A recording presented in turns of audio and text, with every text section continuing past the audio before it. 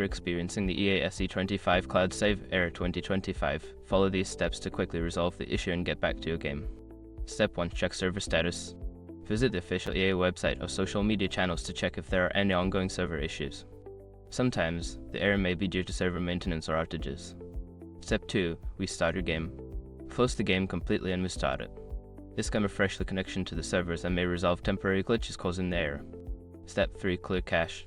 For console users, clear the cache of your device. This can often resolve issues related to saved data.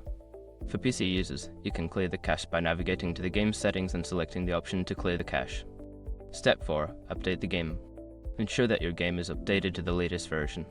Check for any available updates on your platform and install them, as updates often fix bugs and improve performance. Step 5. Contact EA support. If the issue persists, reach out to EA support for assistance. Provide them with details about the error and any troubleshooting steps you've already taken for quicker resolution. By following these steps, you should be able to fix the cloud save error and continue enjoying your game.